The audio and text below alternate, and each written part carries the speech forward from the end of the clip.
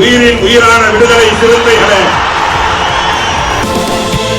சாதி ஒழிப்பை சமூக விடுதலை என தமிழகத்தில் களமாடி வரும் விடுதலை சிறுத்தைகள் கட்சியினர் தமிழர்களின் உரிமைகளுக்காகவும் ஒடுக்கப்பட்டோரின் விடுதலைக்காகவும் போராடி வருகின்றனர். இன்றைய களத்தில் சிறுத்தைகள் நிகழ்ச்சியில் கட்சி தலைவரும் எழுச்சி தமிழரின் நிகழ்ச்சிகள் மட்டுமின்றி எழுச்சி தமிழரின் ஆணைக்கு இணங்க களத்தில் சிறுத்தைகள் பங்கேற்ற நிகழ்ச்சிகள் அனைத்தையும் இப்போது பார்க்கலாம். திருச்சி மாவட்டம் ராம்ஜி நகர் பகுதியில் ஸ்ரீ உமா பரமேஸ்வரி மில்ஸ் என்ற பஞ்சாலை நிறுவனத்தில் சுமார் 880க்கும் மேற்பட்ட தொழிலாளர்கள் வேலை செய்து வருகின்றனர். இந்நிலையில் நிர்வாக சீர்கேடு காரணங்களால் 2007ஆம் ஆண்டு ஆலை மூடப்பட்டது. அன்றிலிருந்து 17 வருடங்களாக தொழிலாளர்கள் தங்களது பணப்பலன்களுக்காக தொடர் போராட்டத்தில் ஈடுபட்டு வந்தனர். இந்நிலையில் நீதிமன்றம் தற்போது காலதாமதம் படுத்தாமல் பணத்தை கொடுக்குமாறு கடந்த ஜூன் மாதம் தீர்ப்பு வழங்கியது. ஆனால் 4 மாதங்களாகியும் இதுவரை காப்பீட்டு நிறுவனம் தொழிலாளர்களுக்கு சேர வேண்டிய பண பலன்களை தராமல் இழுத்தடித்து வருகின்றது.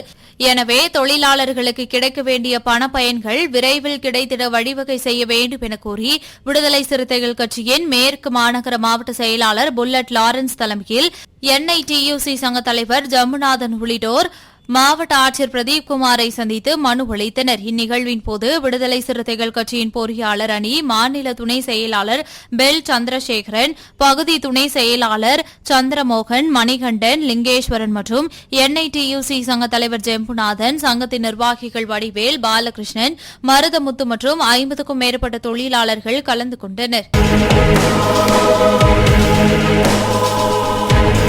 இன்றைய களத்தில் சிறுத்தைகள் நிகழ்ச்சியில் விடுதலை சிறுத்தைகள் கட்சியினர் நிகழ்ச்சிகள் அனைத்தையும் பார்த்தோம். நாளையும் இதேபோன்று சிறுத்தைகளின் பாய்ச்சலை களத்தில் காண்போம். வணக்கம்.